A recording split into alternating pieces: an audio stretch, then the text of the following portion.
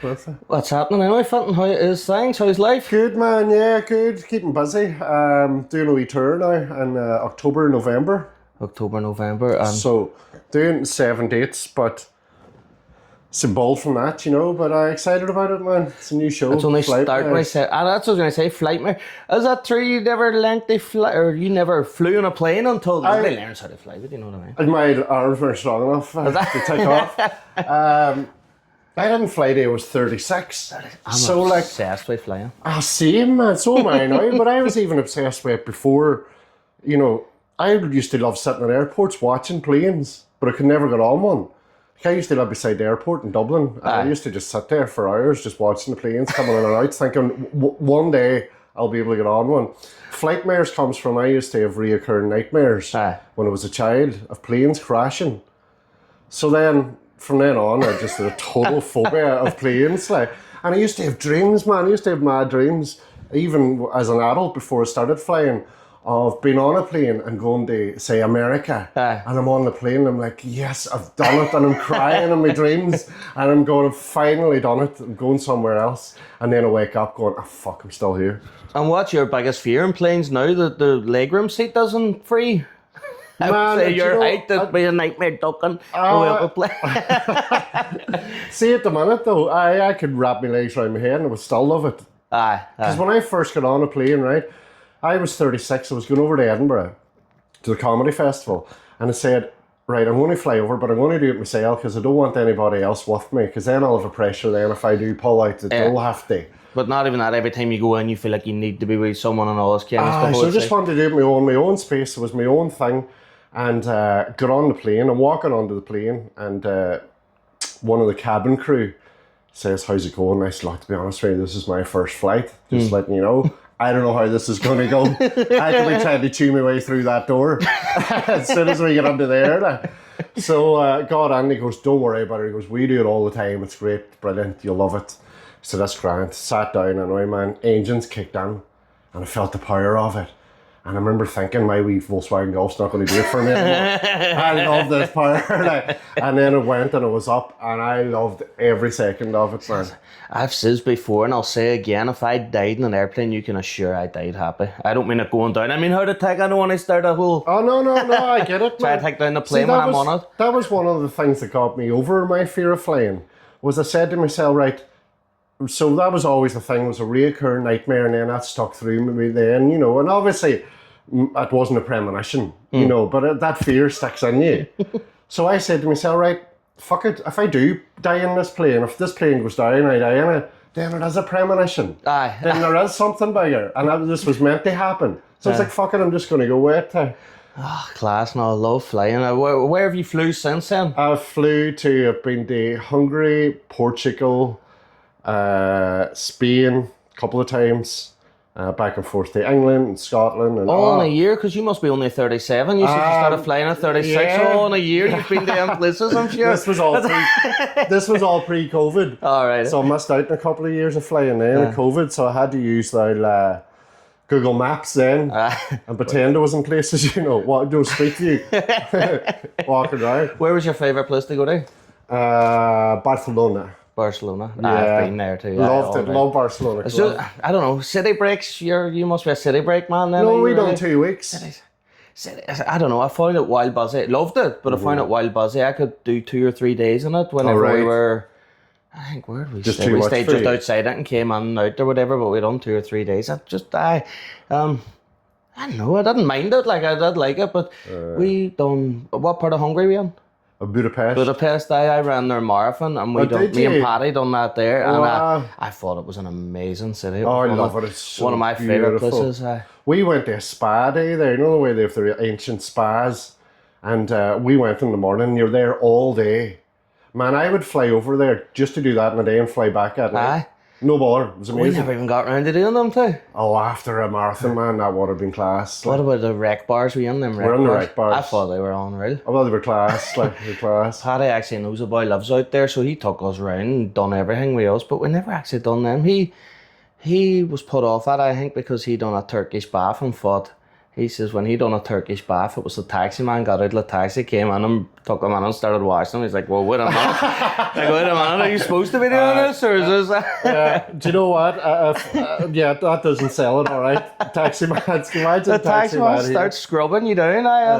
Well, like I like to go to the sauna in PHILY-IT, you know, I'm over there. Can you imagine the taxi man, dirty taxis, pulling up, goes, "Buddy, come on, give you a wee rub here." No, rub you down in the sauna. No, I'm not saying taxi men wouldn't do that in this town, but you wouldn't want them to. No, definitely not. Like, if you know, as long as it's consensual, then it's all right. True. Yeah. True. Do you have vivid nightmares or dreams or whatever then? I haven't dreamed in years. Have you now? No, I don't think so. No, I'm pretty fucking... Sometimes I can go through spells where my dreams is like, I would say to Sarka, my partner, sometimes back to Netflix tonight. I feel like I wake up in the morning going, just completed another series there. Oh, really? You genuinely have really genuinely random, just fucking... And it could be random, it could be just a day in the life of Fintan Harvey and nothing bad happens, you know? And I wake up and then sometimes I'm going, somebody asked me something, have you ever been here? And I was definitely there, and I go, oh fuck, was that a dream? Was I actually there?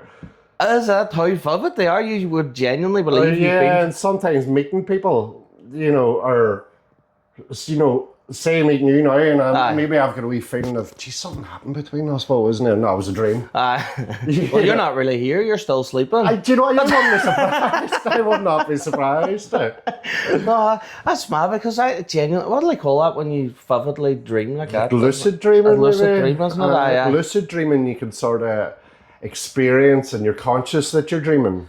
I have had that before. I have had that years ago where I was conscious that I was dreaming. And you're able to manipulate it a wee bit, you know. Oh, really? Yeah, I'd love to actually I'd love to know how you do it. No, there is ways of doing it. I remember seeing it in a podcast that some boy genuinely put a book out on how to do these here, but I don't know. I don't know. It's probably class. What do you drink before you go to bed, or what do you eat, or what? Just a bottle of vodka. That's I mean, a bottle of vodka, is it? I've dreamed on that, I suppose. No, I'm not allowed vodka. Vodka's bad for me. Vodka's bad. I drink whiskey all night, but if I touch a vodka, I'm a nightmare. It's mad, Dad. It's mad how different drinks affect. I know plenty of people that can't drink whiskey. Same reason, just flips it. It just flips a switch. It's absolute nuts. But growing up, where were you, Claudia? I was growing up in Claudia, yes. Man. Yeah, she must have. You're O'Kane, aren't you? O'Kane, aye. So you must have Given direction. You must have relatives, do you? I don't actually, but I was told that. Sure, if you went far enough back, because that's O'Cahan, and O'Cahan's the castle down there and stuff. Yeah. Well, there's a lot of O'Kanes down in Claudia. I actually know them, but I'm not related to them. I know the O'Kane meets. I know the boys from that, Rory and stuff like that there. But no, I just... So I grew up in Claudia. Claudia was a pretty idyllic place to grow up, you know. It was, like I lived in a housing estate, the Glen Park. It was just newly built. There was loads of kids, like there was about maybe 50 kids in the street in all various ages. So everybody had their grips and you can learn off the older ones. We were surrounded by fields. You were like building tree huts. It was like fucking the Waltons or Little House on the Prairie. Like. That's what you miss in the city. The cities don't get that, because I grew up on there. But man, that's even the same now everywhere, though. I was chatting to a mate of mine yesterday. It was mad. I was out at my mum's house in Claudia, and up behind my mum's there's like a patch of grass, and it's on a wee hill, and that's where we used to spend all our time playing football. Like that was our theatre of dreams. Like. So my mate Jaboa messaged me yesterday, wee photo, guess where I am? And he was up the backs, and I happened to be out at my mum's. So I went up, and he was there with his wee son, he's like 8 or 9, and reminiscing. He was saying that, you know, trying to come up with things every day now that his child's on holidays is difficult. You know, you're constantly trying to get new things to do. We'll go here, we'll go there, we'll do this. Our parents didn't need to do any of that. They just unlocked the door in the moment you were away. You know, you're like come on for dinner and get out again, just and come back when the street lights are on. Nearly. That's it. No, that's class. No, I do like Claudia. It's just it's nothing but everything in it. I would say. Yeah, do you know what? It's a nice wee place. It's far enough out of the city, but it's close enough too. You know, I live on the water side now, but you know, I still be out in Claudia a few times a week. Claudia will always be home. You know, and I lived in Dublin for 11 years as well, and you know, Claudia was always home. What part of Dublin? Oh man, I lived all over. I started off in Santry, and then I lived in Drumcondra. I lived right behind Crow Park. which was amazing, man. So class. Free concerts with the window open. You would think, oh, window open, free concerts. There wasn't as many concerts on there now. At that time, going back to 2003, 2004, but it was, I love GA. So, I used to work in Croke Park and all the GA matches. Did you? We used to do the security down around there for frontline security, I think that was at the time. And we used to go down, and I was the same. Loved GA when I was watching it live, but even now I was watching it on TV, but I couldn't get into the hurley.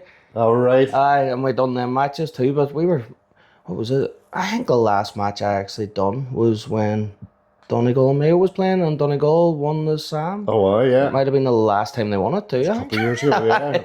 But I thought it was good crack. Oh, that's brilliant. That is class. And, you know, living there, like, so we were right behind Hull 16, Clonliff Road, the big road that runs down from Qunn's Bar. We lived on that, just right behind it. So my bedroom window, you're looking into the Upper Cusick. And then when, you know, it was such a festival atmosphere when the games were on, there was loads of people about, and I was in my early 20s, I was here there with my mates, we just had the crack. It was brilliant. Loved it. Drink culture. Drink culture. Oh, big time, man. Big time. But it was so much fun. And then, see, my family's originally from Tyrone. My mum and dad's both from Tyrone, and we moved to Claudy when I was 2. My dad was big sportsman, big GAA. So I was brought up living in Claudy in County Derry, supporting Tyrone. Right. So Tyrone won their first All-Ireland in 2003, and my daddy always said at the time, he wants to see Tyrone won an All-Ireland before he dies, right? That was his thing. 2003, the perfect setting, because I was living right beside Croke Park. There was like 25 people staying in their house the night before and the night of the All-Ireland final. It was just special, man. It was just felt like it was written that I'd be living there, and you know, we were within the police cordon, and you could just walk into the ground, and no taxi home, no messing about. Seas up to the pub. It was special. Like, it was brilliant. I actually had a dream that time too, man. Speaking of my dreams, I haven't actually talked about this in a long time, but I had a dream like 6 months before that All-Ireland final. So you're only in Ulster, like championship stages, right? Don't know how your team's going to do. I had a dream with, I was reading a newspaper, in the back of the newspaper it said red hands on Sam. And it was Tyrone lifting the Sam Maguire. And did you put a big bet on? No, I wish I did. I wish I did. But you know what? It would probably get muddled up with so many dreams. You know, and maybe there was loads of things that happened, so the chances of one of them happening. I wouldn't start betting on all of them just that kind of way. Waking up every morning on the bet 365. Just the whole wages get on it. Just different bets. Maybe someday. Maybe someday. If it's prominent enough. Yeah. First gig, where was your first gig for comedy? First gig I done, first gig I performed was in a place called Anshock in Dublin. Right. ANSEO. It's an Irish word. I was calling it. I just got a message. So I had sent out, I wanted to do stand-up. Sent a message, was told of this place, Anshock. I got sent in a message. Anyway, I seen it written ANSEO. In my head, I was Anzio. Anzio. So I was going to play Anzio. You were going to an Italian place, not an Irish place. Exactly, yeah. So they were like, who the fuck's this naughty cunt? So Anshock. Anyway, done 5 minutes there. It was all right. It was just all right. But I got a couple of laughs, and I felt that wee spark, man. It was like, oh. And then my brain started going, oh. And then after it was like, oh, if I had done this, and maybe had the sentence here, and, you know, and maybe a better punchline. So started working on it, and it was like, oh, I was just hooked from there, man. I was hooked. Well, I remember my first time trying stand up, and I had a very, very big audience, I'll say. You Roe Boyle, Emma McAwee, all you boys sitting at the front row, and I was like, oh Jesus, these are boys that I sit and look up to, and I sit and I watch, and I've been to him, I've seen him at his gig, and I've seen, like, no, I have to. You felt under P, But I don't know if you remember, but I just rolled it out too quick, and I've done everything wrong, and everything you shouldn't do, and every list that I read that you shouldn't do, or she shouldn't do, you should stop here, I didn't do, and I just, get me off here. And in some ways, they're the things you should do in your first gig, because you get it out of your system and you learn from it. Because everything in life's about learning from it. You know, like you could do 20 gigs, and if you're learning just a wee bit each time, then you're getting better.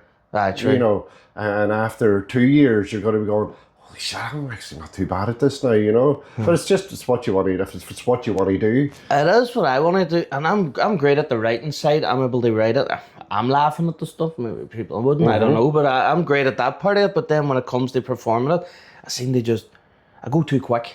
I talk too fast, and then I kind of triple my words and I muddle my words. What would you give someone advice for that there the first time, or what? So how much practice had you done?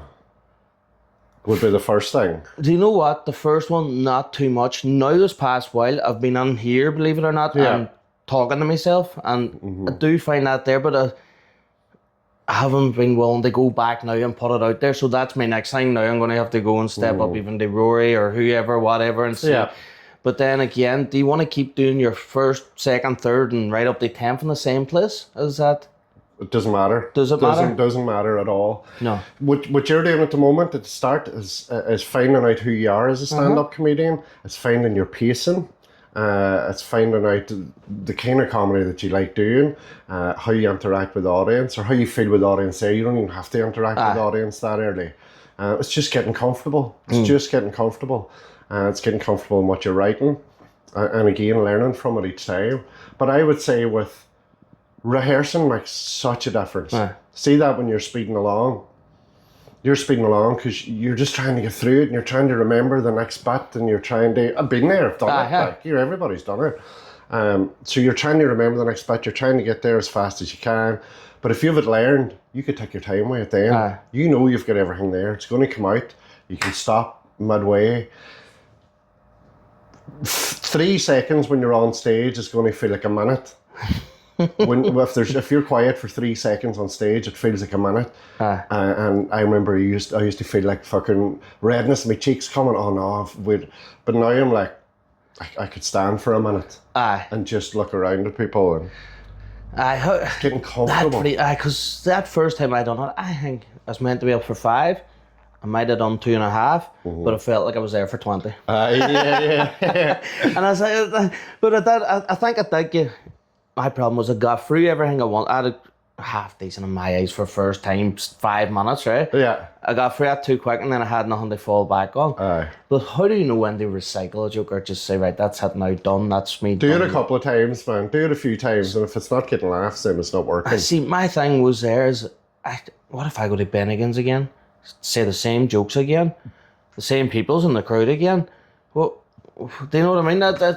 I start playing that in my head and I'm like, right, so do you have to have new material for every time? And I think that's a mistake a lot of people make. Again, I made those mistakes, so that's how I know. I learned from it. I was trying to be, right, I want to do new material every time. No, any working comedian will tell you, get yourself 5 minutes down, then get yourself 10 minutes down and hone that 10 minutes. Hone it. And go to Belfast now, do the pavilion and the likes of that, get somewhere else. Hone that 10 minutes until it's fucking bulletproof. And then you can go to professional clubs, send out a video, go, I have 10 minutes. You'll get paid gigs. But nobody will give you a gig until you've honed that 10 minutes. Because, when I'm putting on gigs, I run a few gigs, it's like, I the audience to think of. Great people to this time.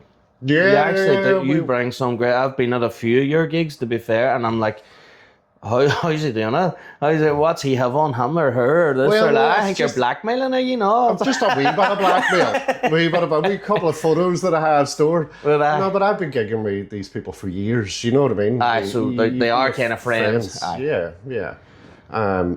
So it's easy just to send somebody a wee message and say, fancy doing here, fancy doing there. And, because you're respected in the field, I suppose. That makes more, because that night up with Mammy Banter, that was unreal.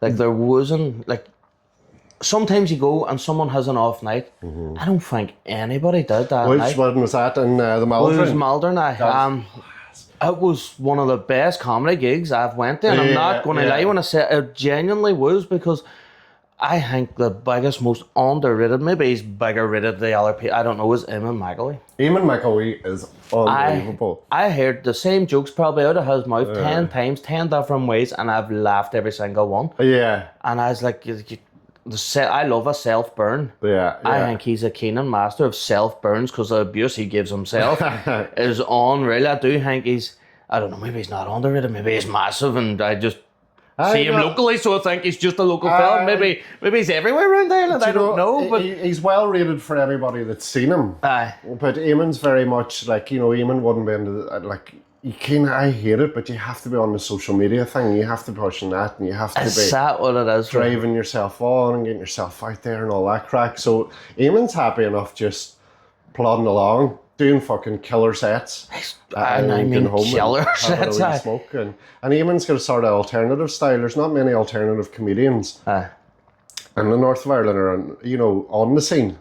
So Eamon would be that wee bit alternative. I don't know. We gig together so often. Like me and him and Roe would be. That's right. The free. We would travel to loads of places together and gig together and save diesel between you. Yeah, and just have the crack, man. It's just something like we could be traveling we travel say to Newry. So you have 2 hours there and 2 hours back, and you're doing 20 minutes on stage.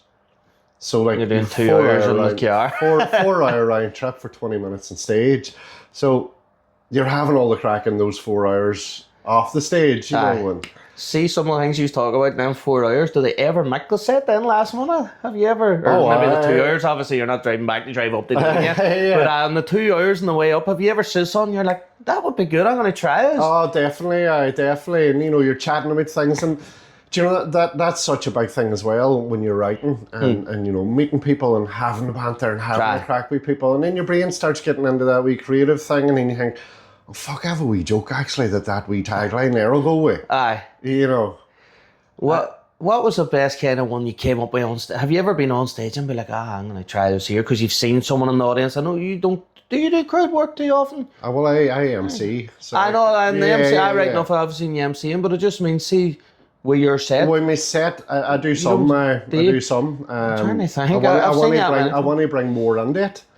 Because I do love MCing, but I sort of always had a thing in my head that they were two separate things. MCing, I love MCing. I love going out and doing crowd work for 20 minutes and talking to people, and I love the science behind laughter as well. There's myself and Ro would be very much, and others of course as well, but the setup of the room. Is the room too warm? Is it too cold? Because it has to be the perfect conditions for people to feel comfortable, to laugh. Is the lighting right? Is it too bright? If it's too bright, people feel a wee bit self-conscious that Margaret down the road might see them laughing. Or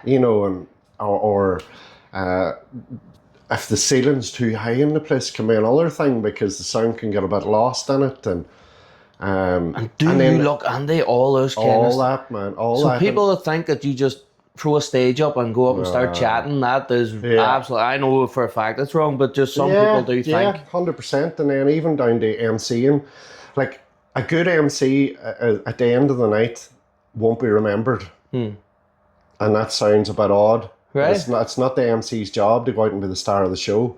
It's the MC's job to get that audience primed, ready for laughter, feeling comfortable enough that they can laugh, and ready for the first act coming on. And then if the first act comes on and they fucking kill it, MC brings on next act, doesn't have to say anything because the audience are already up there. But what happens sometimes, maybe an act might struggle, it wasn't their audience. I'll spend 5 minutes then getting that audience back up to where they're needed for the next person coming on. So you as an MC don't actually want massive giggles or laughs? You just want, or you want giggles, not laughs, should I say? You don't want someone busting their sides nearly because you want to leave that to the act? Pretty much. Like there's a lot of self-sacrifice in MCing. And, that's what a good MC does. And I've learned from many a good MC over the years, and I've taken all the good stuff. One of the best must be Rory. Rory's amazing. Rory's unreal. Swiggin is so good too. I really do think he's unreal. You could sit there and, as you say, you do notice him when he's on, so maybe he's a bad MC, is that what we're saying? No, he's a good MC. As long as you're leaving the energy right for the next person coming on. I think he does that perfectly. He does it perfectly, he does it brilliantly. And Chicken Box is just class. I love Chicken Box comedy. What Rory's done there, and the amount of work that he puts in for zero money, man, and the amount of careers that he's helped, the amount of people that's done their first gig there, and people still travel there from all over. It's a credit to him. It's brilliant. Because it's such a small room. Tiny room. And that's what works. Yeah. I don't think that would work as a big room. No. I don't know. And I'm sure he's had the opportunities to go elsewhere, to go take over rooms and do that. And he's so about, like, he's really local. Doesn't he stop for one day out of the month because, well, I know Peter's not doing it as... He would have stopped for Peter doing brickworks on a Thursday night. So instead of saying, like, let's keep sickening people with comedy all week, it's, no, you know what, I'll take mine off, you put yours on, that'll be his night off nearly. Yeah. But, and like an open mic plays such an important, integral role in stand-up comedy. It's giving people a chance, giving people a stepping stone for what they want to do. Well, and try it, maybe they might not go any further with it. But I always think, like, say Donegal. Donegal's a massive county. There's not many comedians come out of Donegal because they don't have open mic nights. I think Slaughterhouse Comedy tried it. Slaughterhouse tried it for a bit, but I mean a continuous, long running. Because if there's nowhere there where it's accessible and you think, well, I could give it a go there, then you're not going to do it. You're not going to travel there.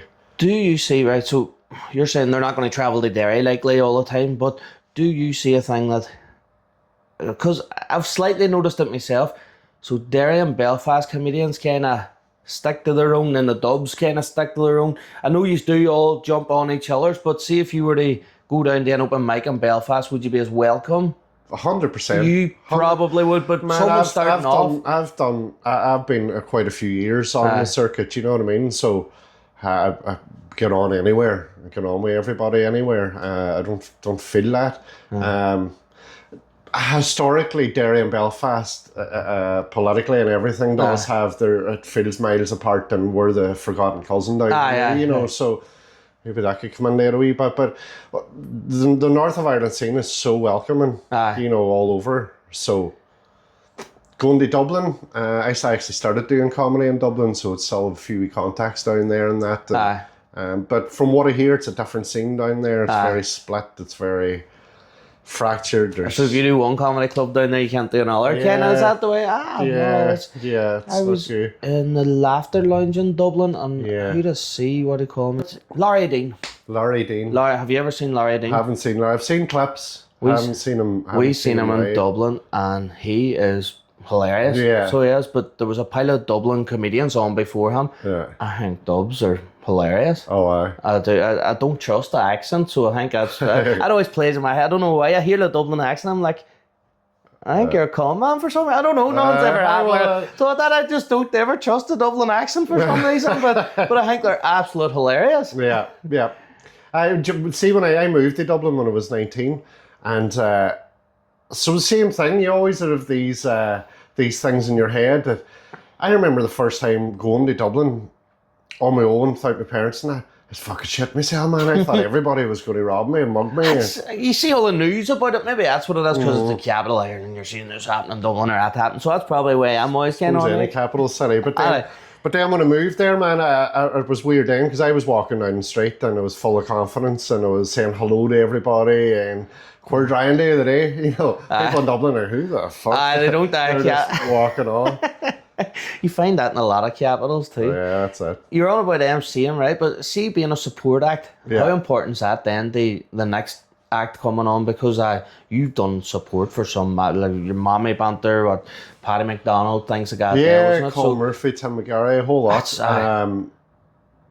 Very important again. It's, you know, your role there is getting the audience primed for the main act coming on. So the main act's going to be doing, say they're doing an hour, they don't want to be spending the first 10 or 15 minutes getting the audience warmed up. You know, that can't be coming out of their time. So your role is to get the audience laughing and get them comfortable enough to laugh, and just get them ready, get them primed. I love it. You love being a support act as much as you love being the main act. I just love doing comedy. I just love doing comedy, and at different times, if I'm doing an MC gig, I always feel MCing for me is less pressure. Because you're just riffing off the top of your head, and you're not going, I wonder if this bit'll work, or I'll try this, or I'll try that. You're just going out and just chatting to the audience, man. I love just chatting to people. A few people don't know my personality and probably seen me do a stand. I've might only done stand-up now 5 or 6 times, I think it was. But I really want to get into it. But someone says to me, try MCing, and I'm like, there's no It's a game There's changer. but there's no open mic night for that. You know what I mean? That I would say, because they know I can be quick with it or whatever. And more fast on my feet and stuff like that. They're not as much scripted as a comedian needs to be. So I suppose something like that would be, you know, showing off your skills at that and your sets, and then going to a club or whatever, the Pavilion, or going to Rory and Chicken Box and going, do you know, I think I'm all right at that. I wouldn't mind a wee shot at it, and you would get it. I've seen him give everyone any chance ever. Brilliant, man. It doesn't say no to someone being creative, and that's what I like about Rory. It can't say, that won't work. Let's try it and see if it works. It's never stop now, no. Because I've came to him with a few things, and he's like, he says, do the work, do this, do that, and come back to me, and we'll do it. And maybe I never came back to him or something, so it's all me. But he was willing. He was willing. It was never, no, it won't work. That's a good guy. Try it, see if it works. If it works, let's run and have fun with it. Yeah. So I would say, you know, just work it in your set. You can do a 5-minute set doing crowd work. Just crowd work. Don't have anything, just go on with no material.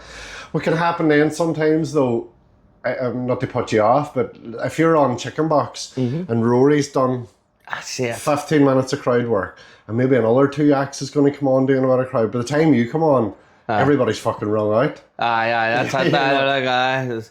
Same abuse to the same person in the corner kind of thing, isn't it? And then that's a big thing as well, man, is where I'm seeing, you know, you say giving people abuse and giving people stick.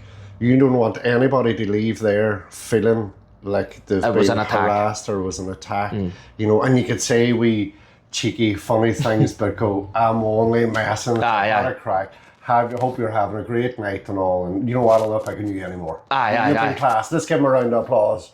And bring the attention to them in a positive way. Because the last thing you want, I've shows doing, you know, nights in Magherafelt and that you have 160 people in, and you never want one person to leave not having as best a night or as good a night as you can give them. That's another great place in Magherafelt. That's a hotel up there, isn't it? Love it. So I've been doing the terrace 5 years, man. We seen William Thompson, was it down there? Was it last year? Yeah. It was, and he's another man, I think, up around this part of the world. He's underrated because William, we got tickets to see him after that. There, he was coming to the Millennium Forum, and I think he was doing parts of his show there down the Laughter, but he ended up doing the Millennium Forum.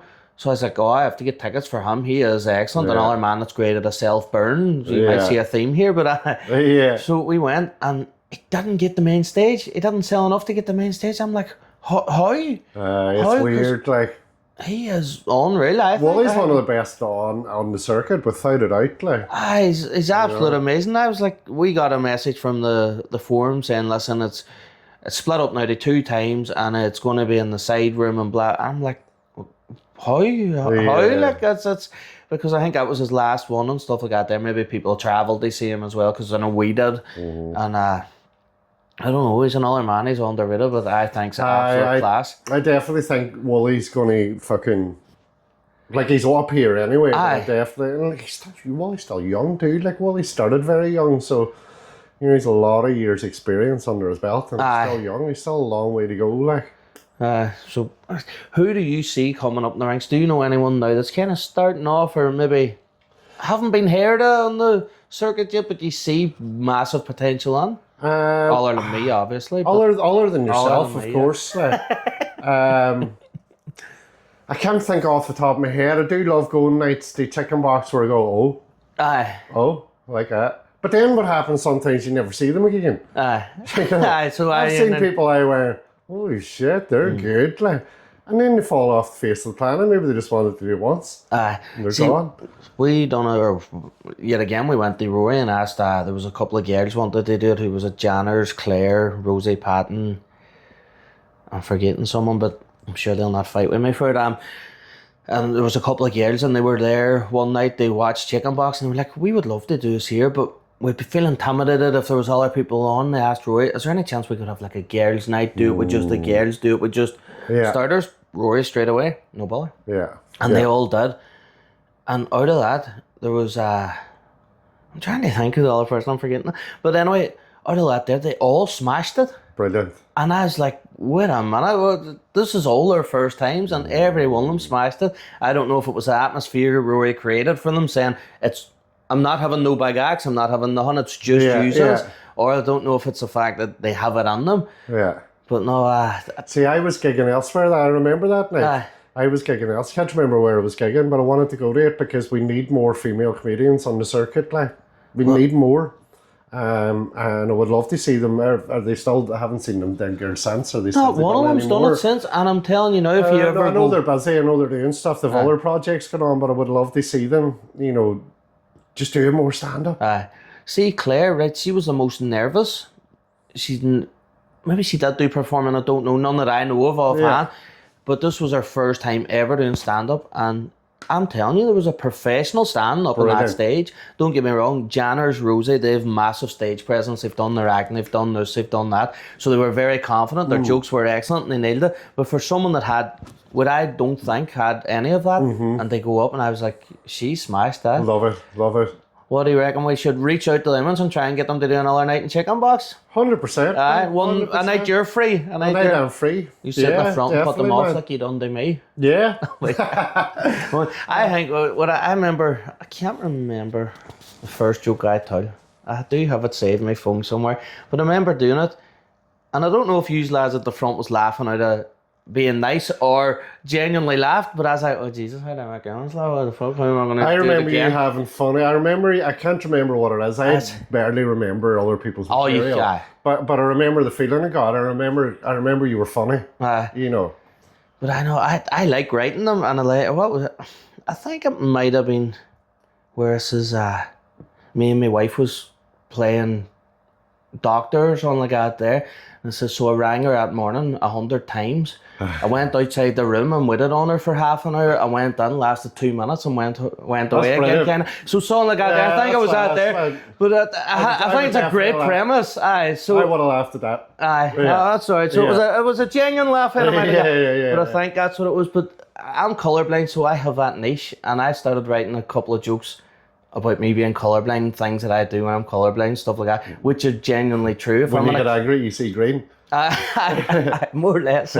But when I'm in a cafe, right, this is true as God, I used to never eat brown sauce. All right. I don't mind it now, but it was only red sauce. I'm red and brown, look the same to me. So when nobody was looking, I knew the smell, so I used to be snuffing red sauce, brown sauce in the cafe, and people would I remember getting a look off someone, and I'm like, all right, I'm colourblind, so I'm just trying to. And then the more you explained it to someone, they were looking, they were like, you just snuff sauce. The sauce snuffer's back today. You're 13, do what the rest of them's doing, snuff glue. You know, so I started putting things like that down in paper, to be fair, and all that there. So I'm kind of hanging right. A lot, like, for someone coming on the scene, it must be hard for someone starting off and not taking a joke that's already out there, more or less. So I could write a joke and then you could say, oh, I had that 2 years now. No, I really didn't see yours. But then it looks like I'm stealing yours. It's a complete and utter mind fuck, to be honest with you. I actually don't watch a lot of stand-up comedy, man. For that reason, or? Because I'm the type, I'd be watching somebody and then 6 months later, I'd get in my head and I'd go, that was mine. Jeez, I just thought a wee thing there. That'd be wild funny. And then I would do it and I'm doing fucking word for word of some other comedian. So do you find yourself doing that by accident? I would find myself sometimes, like, recently enough, messaging Mickey Bartlett going, right, I've just come up with a bit. I have a wild feeling you've done it, but I don't know. Then it could have been a dream. You have that awkwardness on top of everything else. Yeah. But I checking just because you don't want to be that person. Like. Are you better checking? I've noticed a few ones, like, not as big comedians, saying that they know bigger comedians that stole their stuff and all that kind of stuff because they weren't big. Is that a thing? I've heard tell of it, thankfully, and the scene here it's not a thing. But I've heard tell of it in South, in Dublin. I've heard tell of it quite a bit in Scotland and England as well. I've heard it recently in England with Ricky Gervais. I've heard Ricky Gervais as well. You know. I don't think Ricky Gervais is I like him too much, they say. The Office, Extras, all that, man. I was a massive fan. Stand-up just irritates me a wee bit. I'm the opposite. I can't watch The Office. I can't really? The only thing that I liked that he done really was Afterlife. Oh, right. But then when I see him in stand-up, I think he's unreal. No, well, but you know what? Comedy's subjective. That's what I love about it. Aye, and see when when somebody says to me, I don't like that comedian, they're rubbish. It's like, they're not rubbish. You just don't. They're not for me. They're not for me is a better way of saying it. Yeah. And I would never go around, like, there's people that I see big in the North of Ireland and stuff. I'm like, that's awful. There's a few that I'm like I find the jokes awful, not them as a person, because I might have seen them in a podcast. There is one in particular, I'll not say because I don't it's my opinion, so it doesn't matter.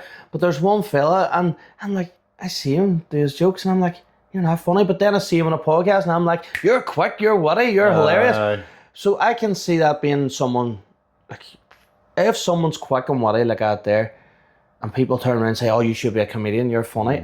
Is that the case all the time? No, some of the funniest people I know aren't comedians. That's what I mean. I think this boy might have been told with people that he might have knocked about with that were comedians, you're funny, you're witty, you should be in stand-up. But then I've seen him and I'm like, no, you shouldn't. Yeah. You should stick to doing podcasts or doing even, I don't know, even MCing. You were an author beforehand, were you? Was that a thing? Did you write a book? I wrote a book. Did you write a book? Mickey Doc. Mickey Doc. I never got reading it. I only actually... Should have brought you around a copy. So I was doing stand-up. I was doing a lot of open mic. And then I love writing, so I wanted to write a short story to start with. And then the short story just had legs. And my head just started formulating this entire story and a storyboard and plan. Like, I was living in Claudia at the time, and my bedroom wall was like CSI Claudia. Class. You know, there's post-it notes, and there was wee bits of string going from here to here, and there was timelines. And I love it, man. I love the book. I still love it. For the last few years, I've got half of the second book written. I have a sequel written, so 50,000 words written on it, and I need to finish it. Have you just not got the time to go back and sit down to do it, man? And I feel like it's got so much legs. I could get 10 books out of Mickey Doc. So Mickey Doc's a guy from Derry, very arrogant. Based on anyone? No, actually not. Based on a lot of wee bits of everyone? Wee bits of everyone, that's it. But he's arrogant, but he's likeable. And he's wild stupid, right? And he's constantly mixing things up. And the book's told, I wrote it in an easy read. So it's him telling the story. And it's funny. I love it. I think it's funny, and I'll stand over it the whole way. I think I've got loads. When I was writing, I couldn't have done stand-up at the same time. I tried it, but I was writing about the stand-up, and I was going, no, that'll work better. Better with Mickey Doc. With Mickey Doc. And so, like, spent a couple of years on and off getting it right and doing it, and I love it. It's got a class we call following. You know, I'm still getting messages from people going, strangers, going, where the sequel? I want the sequel, like, and then like, so do I. It just takes work and time. So how long ago was that came out? It came out in 2017. Actually, I'm not joking. I know you well, and I know you from the stand-up scene and stuff like that, but I didn't know you done it until genuinely I had to actually dig deep for it. So do you not push on it as much now because it was 2017? Because it was 2017, and you know, it's always on my mind, to be honest with you. It's always a thing that I'm kind of at the moment. I would love to turn it into something else. I would love to turn it into maybe a stage production or a Netflix series. Man, I think the amount of messages I got about it, and you can get messages from your mates and your family and stuff going, it was brilliant, and that's class, but it's outsiders, a stranger's reviews and approval. That's the one that, and like the amount of people going, I could see this as a series. I picked it the whole way through. I couldn't put it down, laughed my head off the whole way through, and I could see it as a series. I would even at the minute I'm thinking I would love to do like an audiobook and have it animated as well. You know, why not? It's getting away doing it. Getting away doing it. You know, do you have a full-time job as well as doing this? Yeah, well, I'm a care assistant where I work with adults with learning disabilities. So you're still doing that? So I'm still working. So I was working Monday to Friday, 5 days a week, but last year I cut down to 3 days a week. Excellent. To give myself more time for being creative work and that, you know. And I love the balance. I love the balance of that, because it doesn't matter where I go with writing or comedy or anything, I'll still do the work that I'm doing, even if it's a day a week. Would you miss it if you didn't do it? I would 100% miss it. That must be so rewarding, but that is extremely rewarding, and what you get out of it, and the relationships you make, not you know, with even the staff that you're working with, and you know, the service users and the clients that we have. Like, you know, there's people I've been working with now for 10, 12 years, and you know, we've went through so much together and grew up together and learned off each other, and so much crack and love, and it's brilliant. I love it. When you do a job you enjoy, you're not doing a job, really, are you? Yeah, that's it, man. So it's something you'll never leave, and even if it's a voluntary thing one day a week when you become the biggest comedian. Well, I started off doing it voluntary. I done 3 years. I was working with the Down Syndrome Association for 3 years, and it was never a thing that it was going to become work. Never seen it as work. It was never going to be. And then after 3 years, a friend of mine rang me, and she goes, "Look, there's jobs coming up in the place where I work. It's caring." And I was like, "I have no qualifications in that. I don't do that." Life experience. And she's like, "Well, you've been volunteering twice a week the last 3 years." And I was like, "But that's different. I'm just going to take the place and having to do this." She's like, "No, you'd be amazing. I'll do it." What got you in there? What was it something that actually sparked? Or well, I don't know. People who Down syndrome, right? It was a huge part of our lives. My Uncle Frank. But I always have a thing that you always have to be given something back. You know, in some sort of way, you have to be given something back. You know, and like I've been lucky enough to do big gigs, and I've been lucky enough to work with a lot of incredible people. I think you have to give a wee bit back when you can't be all take. You know. And I'm saying, like, and I get so much out of it myself. It's not chore. It's not. You know, I do. It's amazing. it's something that everyone says I don't have the time to do that. Yeah. But we do. We have plenty of time to sit and watch TV, we do. And I'm guilty of it. And you know what you get from it? I remember during lockdown, man, and, you know, a lot of people, and, you know, they weren't working, and, you know, their mental health was suffering, and, you know, time for people can be a bad thing, having too much time on your own, and, you know, there's plenty of people out there that need support, or they need, even, like, there's people out there that need somebody that could buddy up with them and take them to the cinema, and, you know, take them up to town and stuff, and I think for your own mental health and for theirs, so it's a 1-1. Sometimes you might have need that more than you thought you were helping someone, but they were helping you. 100%. I remember when my daddy was ill, and like the man that I was working with was severely autistic and learning disability and that. So everything around me was people, "Oh, how's your daddy?"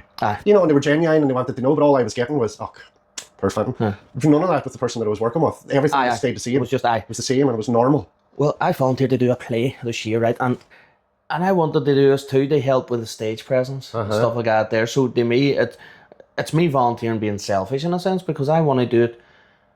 The only thing that I want to kind of do is the stand-up, and that's being honest with you. I want to get on stage, I want used to it, but I know it's not going to happen overnight. So what I'm doing is wee things like this. Different things. That's why I've done the radio, to get more confidence speaking, more back and forth and stuff like that there. Fair play. All that kind of stuff. You done Drive as well for Done Drive for about a year. Again, time was just, oh man, I know, I was sort of, at that time I was working 5 days a week. I was probably gigging 3 or 4 times a week. And then you've all your other life commitments then within that. So it was just, again, it was too much. Time consuming. Too much. And I loved it. I loved doing it. I enjoy it. Sorka, my partner, so Sorka is part of the Mickey Uppers, and she's a trained actor, theatre, and but she is starting again, I think in September, the Laugh Lab. So she had it down in Studio 2. Man, see, for all those things that you're wanting to get better at, perfect. When she's starting it up? Starting about, I'll keep you posted about it. Definitely.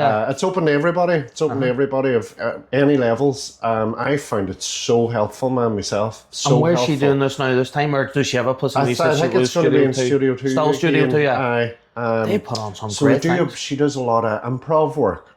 And man, improv is like so important for stand-up, and especially for MCing and that, you know, to be able to think on your feet, and the exercises she does, and you know, you kind of think, oh, what's this about? And then you're like, oh, I know what I'm learning now. This is class.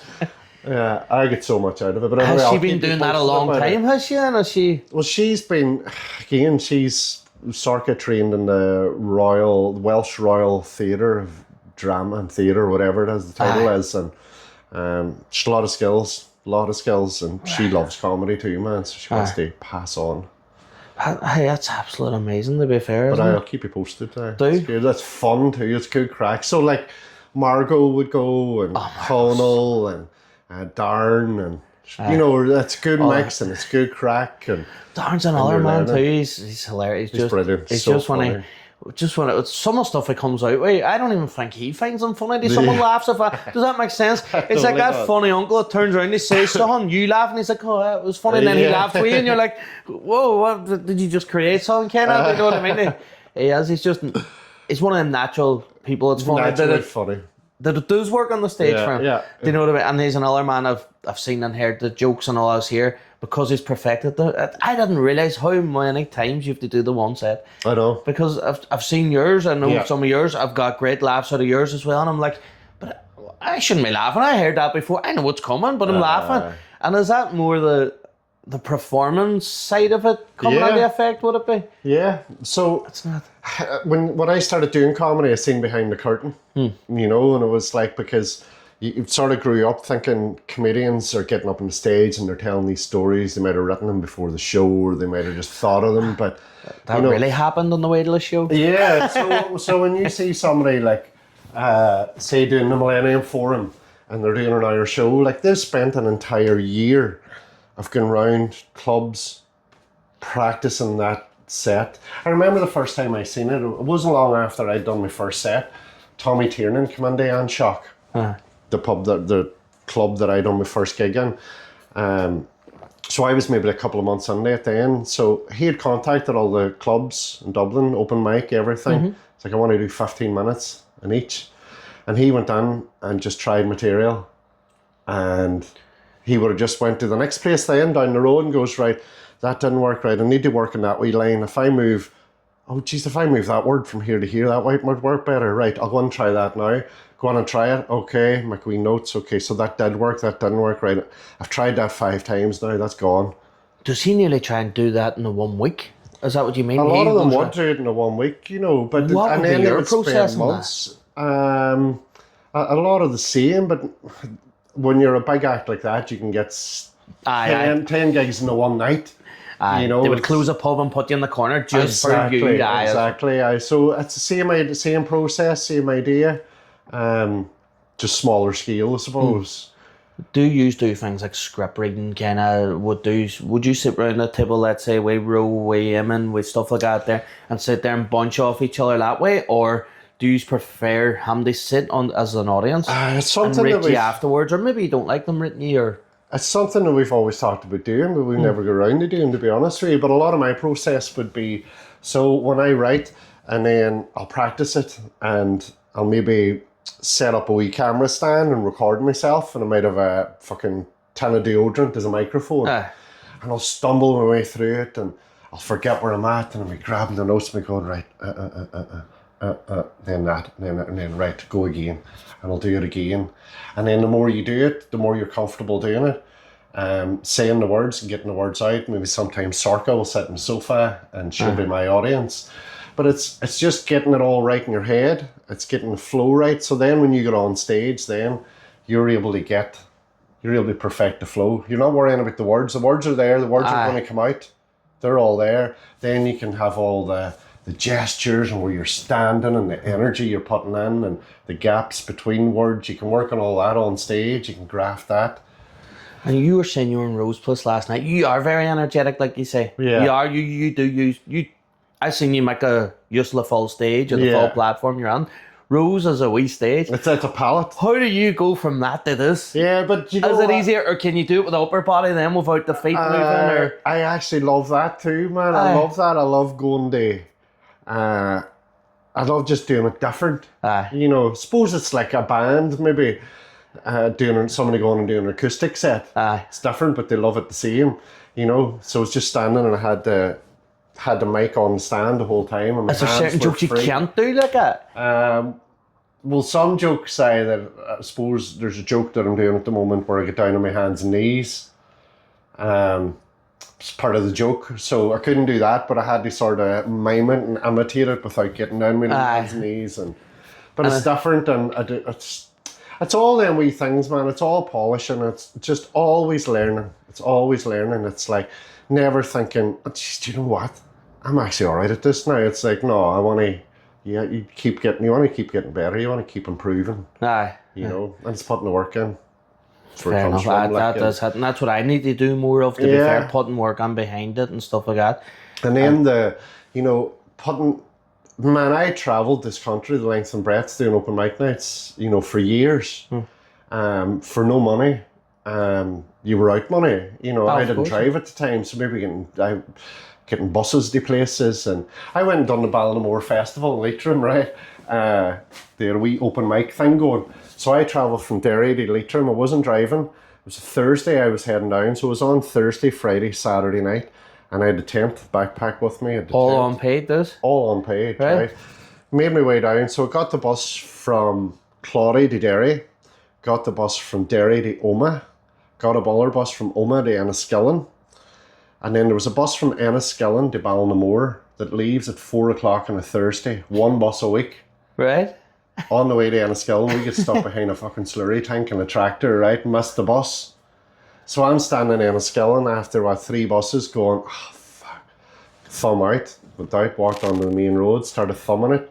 Thumb for about an hour and 20 minutes. While still walking? While still walking. Got a lift. First guy that lifted me, sound, took me about maybe 10 miles or something, as far as he was going. Next person was a doctor.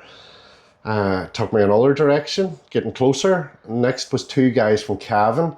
I was in the back of a pickup. No way. The American style back in the pickup. 2 bales of hay. I was in between the 2 bales of hay. They left me on the road then to Ballinamore, so it was maybe like a couple of miles out, sort of on the Cavan border. couple of miles out, I get a lift with the sweetest old woman who took me right to the door of the place that I was staying, where I was going. Went there, man, right? It doesn't matter. Pitched my tent. It was really late getting there at this stage, right? Because I'd been thumbing on it. It took me about 5 hours, like. Pitched the tent. There was a wee green in the middle of Ballinamore. There was tents pitched. Pitched my tent, ran in, done my set in the pub. Stayed in the pub then, a few pints. Crack was good. Met with other comedians from around, you know, and people that I knew. And went back out about 2 o'clock in the morning, out to the tent. And it had been raining. And somebody had fell on top of my 2-man tent. Completely crushed it, right? I was like, no, I can't thumb at home at this time of night. So I went back into the bar, and I was like, said to the guy in the bar, I was like, man, is there any chance I could sleep on the seats in here? Like, tell him what happened. And he goes, don't worry about it, son, you're grand. You'll not be left homeless tonight, you'll be all right. He goes, let me get finished up here. So we get finished up anyway, and he pulls out a sleeping bag from behind the bar. He goes, come on, follow me. I went out. Courtyard out the back, a big massive barn, and he opened the big doors, big steel doors opened up, and he goes, you can sleep in here. I went, thanks very much, no more. Turned on the light. Floor to ceiling coffins. Floor to ceiling coffins. The whole place was covered in coffins. That's a tradition in the south, the barman's exactly Undertaker. That's exactly what it was. So there was just coffins stacked the whole way around, man. There's just a wee space in the middle. And he goes, you could sleep there. And he had a wee pillow and all was in somewhere. It's probably a pillow out of a coffin. Right? So he goes, I said, man, thank you so much, but I'm going to have the fear in the morning anyway. I've been drinking all evening. Like, I'm not waking up and looking up and just coffins. Like, no way. So he goes, fair enough, no bother. And he let me sleep then. In the bar? In the bar. And would you rather wanted to sleep in one of the coffins? No, man, no. Most people only get the luxury of doing it once and they don't know how it feels. I know, you could have had the luxury of doing it. But then he would have had to have got one to fit. I'm 6'5". Maybe he would have had to have done a lot of measuring up and waiting for him to make one or something, you know. How much did you think he was going to murder you? That didn't even come to my mind. Now that you say it, actually. And then the next day, I went up to, so there was a wee office, the people that were running the Ballinamore Free Fringe Festival, and I went up there, and there was a guy sitting, and he goes, I got loads of tents. I'll give you 10, and you've loads of tents, fair play. Well, that's why I had loads of coffins. Exactly, right? So he brought me over to his house, right? And he had a big container at the side of the house, you know, like a big lorry, 40-foot container. Filled to the brim with tents. People left behind the years before, probably. So what he was doing, he went to Electric Picnic, he went to all the big festivals, he picks up all the tents that people don't need and he brings them to war-torn countries. Oh, amazing. Amazing, absolutely amazing. He goes round, he does it all off his own back. A war-torn country or a struggling comedian? Yeah. A fucking refugee here. Come on, Wonderland. A refugee from Claudia. Oh, man. So, and then he brought me round to his... his house was there and it was sort of on the main street, and then he had a wee like conservatory out the back and there's a couple other people there. And he goes, do you want a wee smoke? And I was like, don't smoke. And he goes, it's a wee joint. And I said, well, when in Rome, I'm on my holidays, I'm a refugee, I'm trying to fit in with the locals, do what the locals do. And man, the whole way around the conservatory inside, he had weed plants about that height, just growing them. I ended up moving to Leitrim years later. Moving under that building. See, I'm not saying drug culture, but smoking culture, what's that like in comedy? Because people do associate smoking grass with laughter and this and that. Is it big behind the scenes in comedy, or maybe not? Is it something we can talk about for a start? Probably. I do know quite a few people. What I would say to that is it's probably one of the most harmless. I don't believe it's not something that I personally do all the time. If I was, as you say, if I was in that situation, you were on someone handed me, I probably would. But it's not something, I wouldn't know how to roll a fucking joint. I wouldn't know how to, do you know what I mean? And if I learned, it would be dangerous because I would probably have had addictive personality where I'd be like, I'd have two coming in. Just getting one of them big plants. I don't think it's worse than alcohol for a start. And alcohol's the legal one, that's being honest with you. I think there's never been no proven deaths as far as I'm aware. No, zero. I think A big thing, like adrenaline. So last night I was saying I was doing Strabane. Brilliant gig, absolutely class, it was electric. So I got home full of adrenaline. I didn't sleep till 4 o'clock this morning. So it was just... You were just It was just, I could hear, like I live on the water side, I could hear fucking flies in the Craigan. So I think a lot of people would use it just, it's a wee easy landing. Brings you down. That makes sense, because even if you're in a nightclub and you're sober, I've done it plenty of times, and you come back, you're wired. You're wired. You haven't drunk alcohol, you haven't nothing. I think it's alcohol puts you to sleep in if you come back drunk. But I've been back, and there's nights, as you say, sitting up to 4, and that's me not performing, where the energy that you probably feel off the audience would put you well higher. 100%. Probably feels like a high alone. It does, man, it really does, and that high can last a couple of days. I could be walking down the street the day or two after doing, you do a smashing gig, and I'd just get this wee feeling through my body going, ooh. I still have that. SSE, the first time you done that, what was that? Like, what was that size of audience? Like, is that the biggest you've done? Yeah, man, it was 8,500. Like, that was the biggest you can do here. That's sort of something now. So, oh man, it was incredible. Like, it was just one of the best experiences, and I'll be forever grateful to, Serena Terry, for giving me that opportunity, not once but twice. And what Serena's done, like Serena's, she's changed it all. Like, Serena's like one of those one in a million shots that comes along, once in a generation that comes along, and just smashes it from word go. Like, she is a very likeable person, right? In her videos, it's another thing. I'm not big into them wee videos that she does.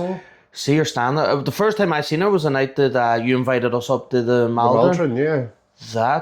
That her set was brilliant, isn't it? Unreal. I think it surprises a lot of people too. It surprised me, because I was thinking, this is going to be PG. It's going to be. I'm going to get. No doubt, I knew I was going to get a laugh, but I didn't realize that she's 18 plus. Like, I definitely. I was sitting thinking, mommies might be here, and it might be all aimed towards Emmons, and their Waynes might be here, and then I go and wasn't that set up, and then it's like, heard the first joke, I was like, I'm going to enjoy this. And I did, I really did. But fair play there, man. And that, as you say, coming out to 8,500 people. To be honest with you, 8,500, the biggest I'd done before that was the Waterfront, was 2,100, I think it is. I've done the Waterfront a couple of times, which is brilliant. So it's hard for your brain to compute that many people. Do you know what I mean? It's hard. Your brain doesn't go, oh my God, there's 6,000 more people here. Your brain's already shitting it for 2,000 people. It's not going to shit it anymore for that. It's harder to play in front of 10 people. See playing in Berrigan's. Say a night there's 10 or 20 people there. That's harder than playing 8,500 people. I hear that a lot. That is, without a doubt, from any comedian I talk to. Because there's the thing as well, I was saying to you about the science of laughter too. And if you've got 10 people in a room, sometimes people could be a wee bit conscious of who's around them. But if you've got 8,500 people and it's a collective laughter, and you sometimes people might not even find it funny, but they get caught up in that group laughter, and they're enjoying themselves. So playing in front of 10, I've played in front of 2 people, I've played in front of 1 person, I've played in rooms around the country where you're getting in and people don't even know there's comedy on, and you're standing in the middle of a bar with people sitting drinking at the bar. And they're having their own crack, and you're right, shush, now I'm telling a joke, Ken, it's hard to do. The worst feeling that was telling people to shush who were out for a drink, and they didn't pay to get in. They did not make the choice to come and see me. This is their local, and you've stepped onto their ground, not all the way about, and you're telling them to shut up. They're trying to watch the Champions League. There's some dickhead in the corner trying to tell fucking wee stories. How is that all the experience of it? Just as that, or why would you not just say, no, what, fuck us, I'm not doing that? Because you just want to do it. If I've travelled somewhere, I'm doing it. You're doing it. I'm doing it regardless. But that's a big thing, is building resilience. Like the resilience that I got over those years of, I would like to think, touch wood, I'm pretty bulletproof now. There's nothing that's going to happen in that audience that's going to throw me. When you have a funnier story travelling to a place than you probably do telling on the stage, like you fucking loves doing that there. That to me, that's comedy, and it's probably the behind the scenes comedy. But have you ever made a set out of that? Yeah, I've done it. I've done it a couple of times. I think that's golden, to be fair, because it really happened. You're not sitting there thinking, right, what could I say happened? That really happened. It's pure American in my head. That's like something you would watch on an American TV. And it's hilarious. I remember doing down the Ards Peninsula, what do you call it again? Port. I can't remember the names going out of my head. It'll come back to me. But anyway, I was asked to do, as a woman, Victoria Armstrong at the time was doing comedy. I was doing open mic at this time. I wasn't doing paid gigs. She says, Fintan, we're on the charity night down the Ards Peninsula. It's for a football team. Do you fancy doing 10 minutes? And I was like, 100%. I'll bus it to Belfast, bust it down from Belfast down the Ards. Didn't have a clue how I was getting home. So no buses that time. I love that, but I love them stories. Let's go for it. So anyway, I was in, right, went in. Knew it was a football team, didn't know what football team. Man, I walked into the place and it was a hall and it was just wall to wall Union Jacks, pictures of the Queen. That's grand. You know, do what you want. But me walking in, it was on the ceiling and everything, man. And then the audience was just full of boys that looked like Johnny Adair. Bald heads, tattooed, spent all their time in the gym, drinking tenants. Fucking Union Jacks everywhere, pictures of the Queen. So Victoria got up and I was on first and she goes, our first act, he's a great fella, he's brilliant. He's not long on the scene, he's great very Irish funny. name. His name's Fintan. He's from Derry. Boo! It's fucking London, Derry! Oh man, they're shouting. I went on and just babbled my way through my set. Man, I didn't have the skills then to deal with it. I was just going to say, now would you go off topic from a set and use that room as your laugh? It would be 100% different. I would have... it can be me versus you, but we'll laugh in between. I would have brought them in, I would have had the crack, I would have went round individually. I would have started in this table, I would have went around and I would start to get people on side and we'd get wee jokes going in the last bit. Anyway, I had done my set, come back off, and I was standing just outside a wee smoking area, and it was half time in the gig, and I was smoking. A guy comes over to me. I was wearing a short sleeve shirt, right? Lucky you didn't wear your Celtic top. Or I had a t-shirt underneath it, right? And I couldn't even remember what t-shirt I had on at the time. So it was a Che Guevara t-shirt. Right, so I have to say revolutionary, and they wouldn't have been a fan of him. No. So anyway, the shirt was unbuttoned over here, so you can only see the top of Che Guevara's hat. Right, you only see a wee bit. This guy comes over to me and he goes, "See that there?" And I went, "What?" I said, "Oh fuck." He goes, "Button that up." He goes, "You won't get out of here without your kneecaps tonight." I was all, no bother. Grand, buttoning up, and he goes, "I'm not going to say anything." He goes, "But the wrong person sees that, you're a dead man." I was like, I'm doing you a favour for charity. I'm doing this for free. I've travelled, I've taken 2 buses. I've came to this Orange Lodge for using. I might have brought Che Guevara with me, but I'm trying to keep him covered up there. I kept him close to my heart. Give me something. Well, at least I did leave with my kneecaps. It was a bonus. Always in every gig, I would assume. What was your favourite gig of all time? Oh man, it has to be the SSE, or let's take that out, right? Because that's iconic, I would suppose. SSE was unreal. SSE, there's a lot of different things that you have to think about in SSE as well. So when you travelling a little laughter traveling, man, it's a big thing. So when you tell a joke on stage and then the people laugh, hopefully.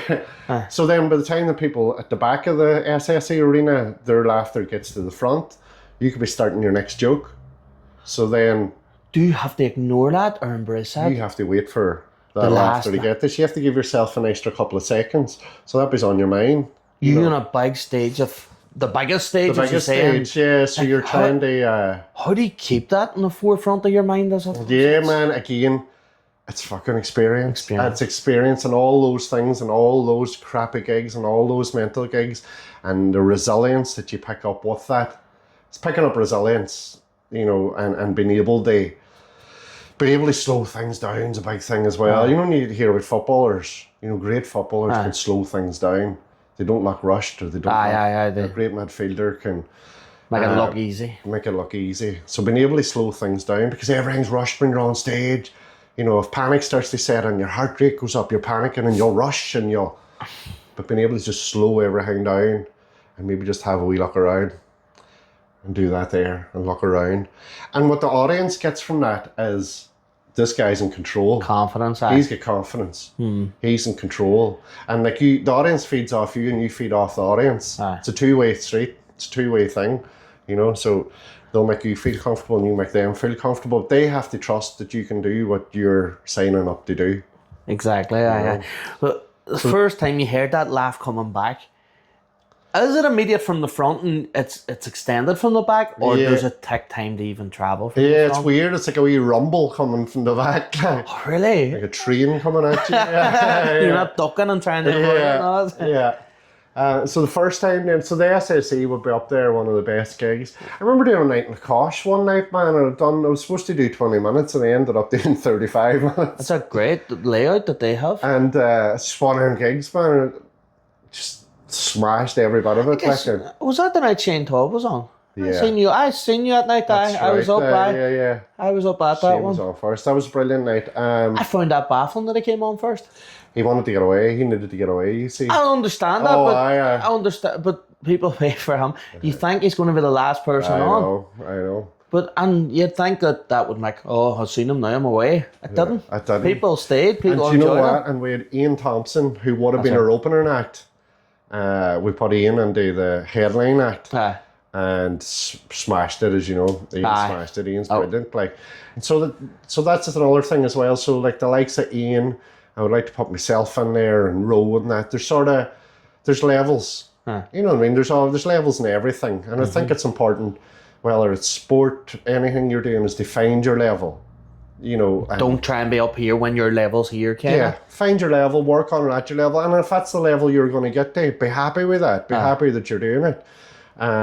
So kind of think there's kind of a level down from, you know, the people that's selling out theatres and all, that we're sort of chomping at the bit, and trying to give us now the stage time of doing headline slots and, you know, building up to the next step. So to be able to that night for Ian to be able to get up and be the headline act and totally smash it, and the confidence that brings as well, you know. Mad. Yeah. So Kosh would be one of your favourite ones then? Be up there. I know there's been so many. There's been a lot of favourite ones, to be honest with you. I don't think I can pinpoint just one. Many a night. Do you have a worst that you'll never go back to a venue? Maybe don't say the venue if you don't want to. Or do you have like a worst night where you're like, that venue's awful, that's off, that's no good, I'll never go back? Or do you just be grateful that they want you there? I'll be grateful if they want me there, and I'll do my best. And as you say, learn to take something from it. Yeah, and you know what? There's one, the Ulster Sports Club in Belfast. I found that really difficult because the audience were like 16, 17 years old. I'm 45. You know, we're worlds apart. We might as well be speaking different languages, right? So the first time I done it, I felt like an old man on stage, man, and I felt like an old man just shouting at airplanes or something. But then the second time I done it, again, I learned from that experience. So I brought that into my set. I brought it in about how much younger they are and feeling like an old man and getting them involved and, you know, bringing that together. But there's been a lot of open mic nights that I've done, and again I talk about them like building resilience and all, but I would never go back to them now. Because some people... Maybe you don't have the need to know more because you've already... Probably, but... Your level may pass them slightly. Yeah, there's a lot of people would have set up an open mic night, right? Who, like I was saying about the science goes in behind the laughter and getting everything right beforehand. These people didn't do that. They think it's a microphone, a stand, that's it. Don't need anything else. Doesn't matter where people are sitting. Like if you have a room where there's booths, or if you have a room that there's people that can't be seen from the stage, they will talk. They'll talk through it, and there's no two ways about it. I've seen it so many times, and it doesn't work. Everybody has to be seen from the stage, and they're not even talking in a way they're trying to ruin the show, or they just feel disconnected. So they're going, so somebody tells a joke and they're going, oh, Mickey, mind that fucking happened to us. We were up at town. It's relatable, just that. It's relatable, and they're talking, and everybody can hear them, but they don't know that. They're disconnected, so that can ruin a night. So like, a lot of open mic nights and a lot of places I played didn't take any of that into account. Like, and as I say, you could have a TV going behind you, fucking Coronation Street on, you know. Two boys in a car, two old boys in the corner playing dominoes. They couldn't care less about you. They're looking up to move your head there. That's it. Yeah. That's mad. Can we finish with a few quick fire questions? Go for Is it. that alright? I have them wrote down here, and I just think they're a laugh. I do it sometimes, don't do it all the time, but I'll do it with you. We do it with all special guests. Go for it. Favourite food act after a gig? Pizza. Pizza, straight to pizza, or all the time, or just sometimes? No, do you know what? And sometimes pizza. I'm quite a plain eater, if I'm honest. So at night time, that's tea and toast time. If it's late at night, that's not so for after heavy a gig, foods. Tea and toast is after. Tea and toast would be maybe about a Dairy Lee or something. A cup of that, warm cup of tea. Only if you know well, the Dairy Lee. Yeah. Who's your favourite comedian, whether growing up or now, or who did you always kind of look up to? Tommy Tiernan. Tommy Tiernan for me was the pinnacle. I still love him. At the moment, a lot of the comedy that I watch is on the circuit. Chris Kent from Cork, one of the best comedians around. I've seen him. I must get on. Mickey Bartlett, of course, gigging with Mickey last night. Mickey's hilarious. Andrew Ryan as well. Love Andrew Ryan. I literally just listen to Q Radio for him in the morning. He's I'm amazing. not a big radio fan, but I just listen for him. See, when I talk with MCing and learning off people, I'll learn off him all day long. All day long. It's the way he does it and the things he does. And I couldn't tell you many times I've seen him. He's hilarious. He's so skilled. There's a woman, Jordan Jensen, in American woman. Right. Oh my God, one of the best MCs I've ever seen in my life. Brutal. Unbelievable. Unbelievable. Makes me laugh so much every time. You have a favourite dad joke? Well, I do a joke. I don't even know what to say. I love a good dad joke. Oh, it's on your set. It's on my Do you set. have a favourite one that's not? Just can't think of anyone offhand. What's yours? Oh, I've had many. It's, the magic tractor turned into a field's one of them. Did you hear about the magic tractor? Turned into a field. Just turned into that's it. The turned into a field. Turned I know you don't need to explain it, but still. Favourite emoji. What's your favourite emoji when you're texting? Do you know the wee one? I think it's a monkey with his eyes covered like that. Because most of the time, that's the one that's needed. Best heckle you ever heard? Someone heckling you now? Somebody heckling me? Best heckle someone ever shouted at you? I don't know about the best because I don't like any heckles. Do you not know? You're not. Well, what about the best heckle you've ever heard dealt with? I don't like heckles. At all? At all. Even if that's, let's say, your, what do you call him? Paul Smith. I think he kind of likes that, doesn't he? Because he's there. But saying that, it's not really heckles. He's more heckling them. He's heckling them, that's right. So you don't really like that? I don't like heckles. I don't like heckles at a thing because people have a misconception of going to comedy nights that they're part of the show. No, your job is to sit there and laugh. Fair enough. Well, I'll make everything around as easy as possible for you to sit and laugh. These people that's coming on to play have spent multiple hours perfecting what they're doing and their skill in their act. Don't need you. Unless the act goes, has anybody been to Butlins? Or does anybody like apples? You're inviting them and then answer when you're asked a question. Exactly, but you think as an audience member they should not shout out unless 100%. Don't speak to spoken to. Yeah, we're in a night. Like, you know, there was one night in the Maldron, Tim McGarry was playing and Emer Maguire was playing. She's class. Oh, Emer Maguire's unbelievable. So Emer was on I've first. yet to see her live. But Emer was on first, right? So we had set up the rooms, 200 people in the room, 220 people in the room, had it set up nicely. These four guys come in, hammered, completely hammered, right? And they sat at the back and I was like, oh, I don't know if I want them at the back because I won't be able to deal with them then as an MC. One of them moved up the front. Then the rest moved up. So I was like, right, before I do anything tonight, I have to sort this out.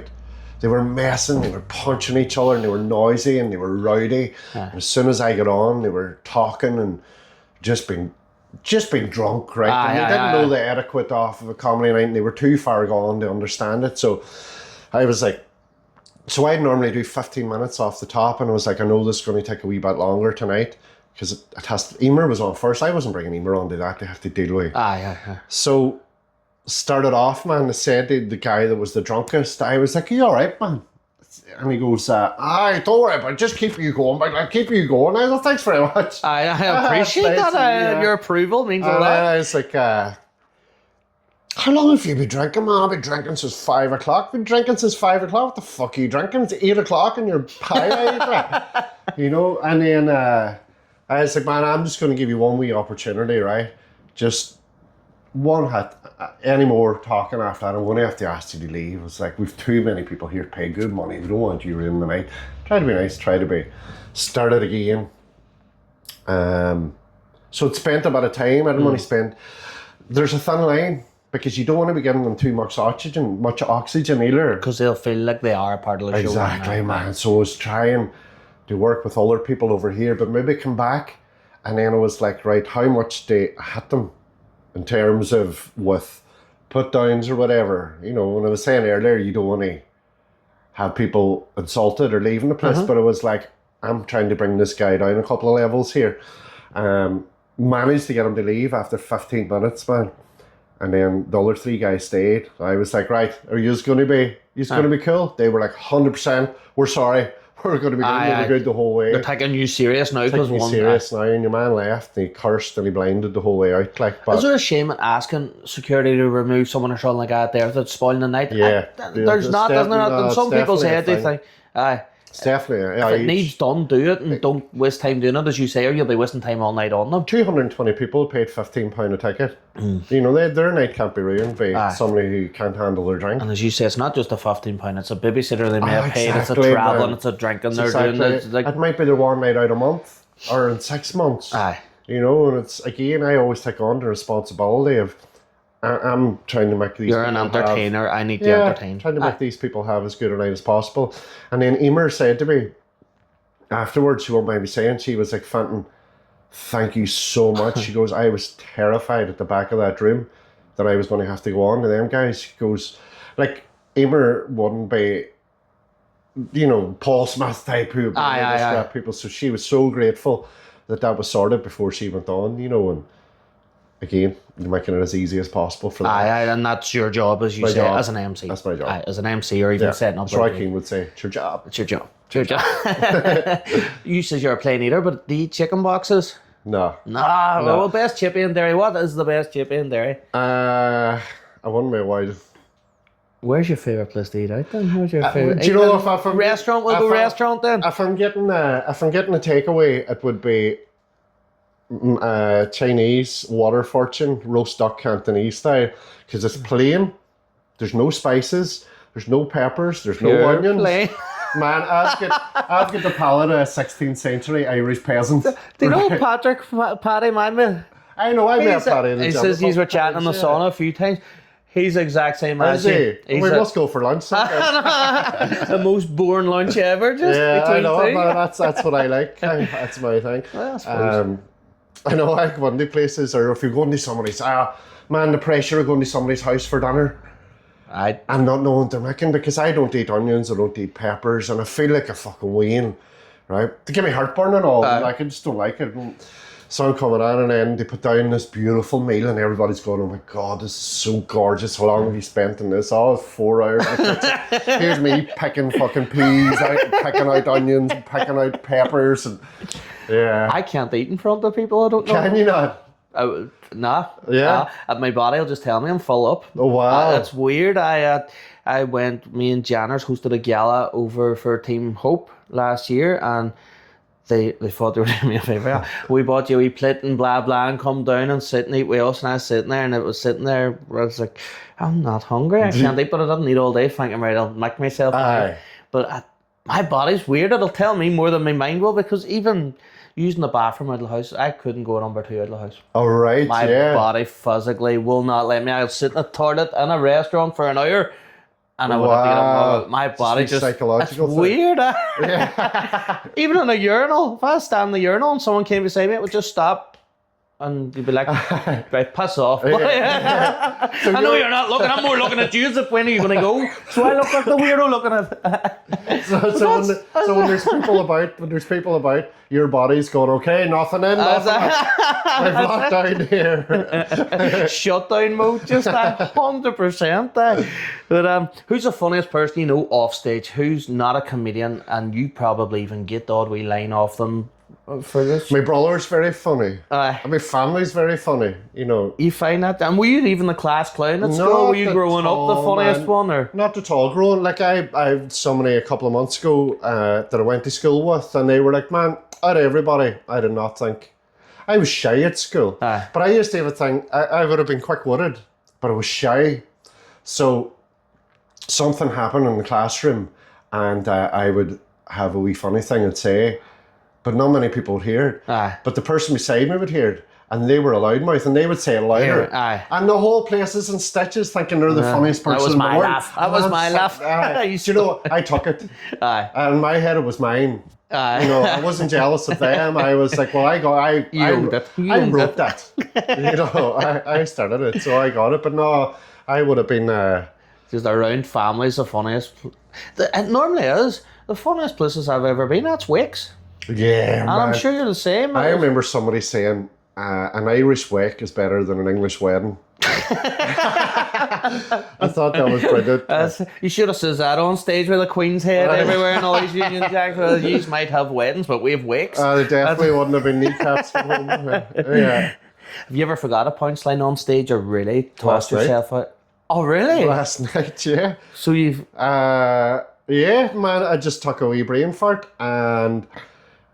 What do you do? The only person... Do you start the joke again? No, the only person in the room that knew was Ro. Because he knew the joke? Because he knows the joke and he knows.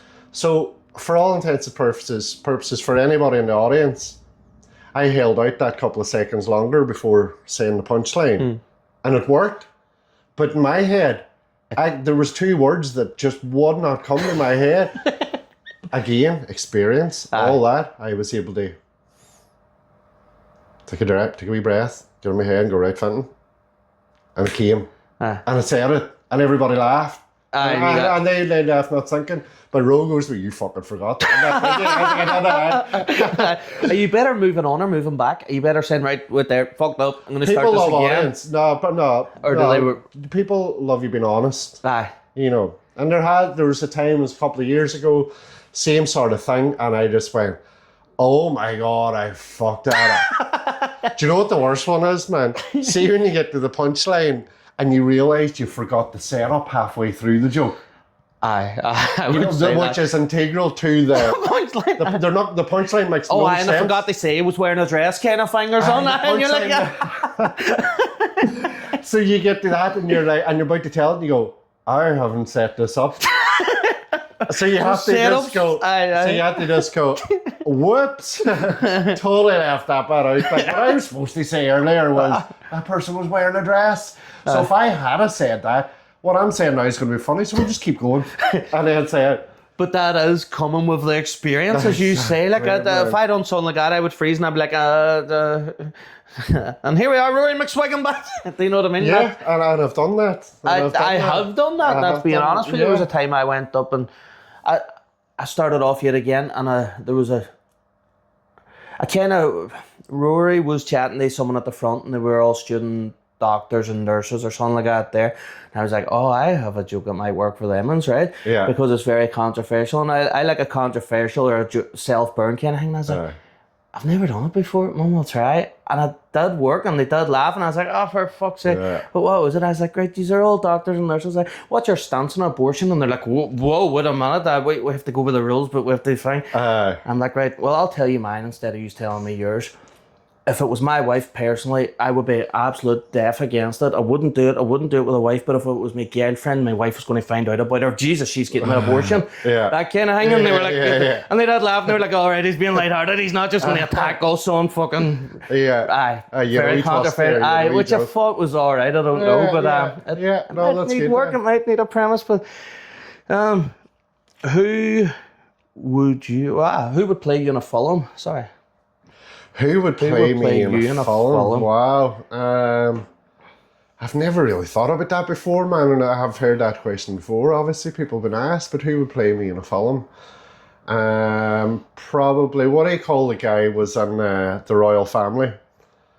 Dave? No, the tall, thin, the son. Was that not the boy that used to always shun and kick aside? Aye. Was he not called Dave in the Royal Family? No, Dave was the husband. Dave was the husband, that's right. I can see his face. Is that forgettable? Because they always forget about him, and he's just the boy that I ridiculed. Jim used to call him Lurch. I know. So when I was growing up, when I was like 15, 16 and the Royal Family was out, and I had the same as him, I had the wee sideburns and a wee bit of hair going forward and a wee flick. And that's what my family used to call me. So I would say somebody like that. Maybe, someone like him. What would be worse, bombing on stage or bombing in karaoke? Oh, bombing on stage. I am useless at karaoke, man. That's what I mean. I can't sing a note. You see, that was another thing, man. I love music and I always wanted to be a rock star. But I haven't a note in my head. You don't even have the hair to do that now. Yeah, I'll beat. So, I thought comedy would be the next best way. Yeah. What would be worse, getting a joke stolen you or you stealing someone's joke and getting caught out? God. Equally horrifying, I would say. Probably stealing somebody else's joke. And getting caught out. Yeah, I would say. Because if somebody else takes your joke, at least there's a wee bit of, well, it must have been good. It's like the boy in class laughing or doing my joke again. That was good, I'm happy. Yeah. One will go this or that, right? So cats or dogs? Dogs, but I do love both. Okay, Netflix or YouTube? YouTube. City or beach holiday? Beach. Halloween or Christmas? Tough one. Halloween or Christmas? Halloween. Halloween, excellent. McDonald's or KFC? You're not a fast food man. Neither, man. They're too classy for the likes of me. Link 48 or Link 47? Water side or dairy side? A phone call or a voice note? A voice note. You'd rather a voice note? Yeah. Oh, very good. Watching or doing comedy? You're a dear. Yeah. Well, that is us. Thank you very much. And hey, when is your show? When and where is your show? October and November. So I'm going to be doing it in the Millennium Forum studio room on the 20th of November. Do they give you the option, if you keep selling tickets, do you want to sell more? Do you want to sell more and see if you can sell out the main room? Is it an option or is it not? I suppose it depends on what they have in. Booked in. Don't know. It'd be a nice thing to be able to look at. Yeah. And I know you've done the Millennium Forum, obviously. I've seen you on it. But they do. Like, I've done a lot of amazing venues supporting, and which I love. But I'm kind of now at the stage where I'm going, I want to be doing them myself. And again, to do them, and it's all steps. It's all steps. And is that part of the next 5-year, 3-year, 2-year plan? Yeah. I will be doing these, and that's it. Yeah. So it's the first time you actually announced the tour instead of just I'm doing this, doing this, and doing this. I've noticed. Yeah. And does that help with ticket sales if people know that you're touring? Yeah. You're active, and I wanted to be confident. I wanted to get to a stage where I'm confident that I've got all the tools necessary to be able to charge people €15 to come and see me. And I'll be able to give them as best a night as possible that I can. So other than the Millennium Forum, where else can people see you? So I'm going to be doing dailies in Oma, Dailies Comedy Club, one of the best in the country. I see a lot about that, and I've never been down. Amazing. So I actually must get down. I will get up. It's won top awards. It's won like the Chartle Best Comedy Club in the UK award and all. Like, it's I see it. I've read dailies a few times. I was like, it's not the one down the street there, no. It wasn't, but So I'm doing Joe's Bar in Strabane. I'm doing the Terrace in Mahrafelt. Dailies in Oma. I'm doing Ben Madigan's in Belfast. I'm doing O'Flaherty's in Poncrana. Great fun. I'm doing Claudy. I'm doing McKeever's Bar in Claudy. And I'm doing the Millennium Forum. Does O'Flaherty's normally hold events like that? We done so. Out the back room, isn't it? Well, they've got out the back, but they've also got a wee room downstairs, so that's where we perform. I deliver in there, you see, so I come in that back way, they deliver, so I know that. So we done there, they had a comedy festival on there over the summer, Poncrana Comedy Festival was on, so I performed on there. And was that in that wee room down the bottom? I thought they just didn't use that no more. Yeah, it was brilliant. I thought that was perfect for comedy, man. I thought it was free up over COVID, and have a sneaky drink down here. Probably. But I was perfect for comedy, man. It's a nice low ceiling, everybody crammed in. It was brilliant. It was really, really good. And then so Serena Terry had asked me and Rhodey put on a work in progress tour for her before her main UK and Ireland tour. So we had to go and source venues around sort of Oma, Derry, Buncrana, all around. Anyway, and that was one of them. We had played out the back. And when someone asks you to source that kind of thing, how much pressure is it doing that for someone else? Because I'm sure you want it to be perfect for yourself, but you don't want to let someone down as the other part then they add that. Yeah. So, like, was it the same people? Was it just you, Ro? It's me, Ro, mostly me, Ro and Eamon. Aye. And again, so I emceed, Ro done a set, Eamon done a set, and then Serena come on and done her work in progress tour. So again, the pressure was that the room is sitting perfect for Serena. That when she's doing her work in progress, the room's set up, people's laughing, people's comfortable, everything's there. The pressure of setting up the gigs was easy enough because we know and we've worked and we've dealt with a lot of these places before, and it was easy enough send a wee message, and there was no pressure in selling tickets. No, because there's a lot of nights we run. You have a bit of pressure selling tickets. Serena, me and Ro were. It's not even that. You have great names yourselves. So me and Ro not taking it away from Serena. Me and Ro were gigging in Banbridge that night. So we had everything set up. We had until the Friday at 6 o'clock to get it all set up, all the marketing done, all the posters done, all the advertising, everything. So we had go on Eventbrite when we left to go to Banbridge. Got to Banbridge to do the gig, and we were like, well, have we checking the tickets, see if there's many gone? Completely sold out by the time we got there. Like, what? You know, so... Aye. Phenomenal. Our name does it, but don't take it away from yourselves, because you are in the circuit a lot. And yeah, look, we're getting there. We're building up to it. We'll get there. Enjoy the ride on the way. Like, that's it. You do seem to be enjoying it. You're smiling. You're enjoying your work, and you're enjoying your performance. So, are you living your best life? I'm living my best life. Absolutely amazing. That's what you need to do in this world, isn't it? Well, thank you very much for coming on, Fintan. Thank you, sir. It was a pleasure. Thank you. I enjoyed that.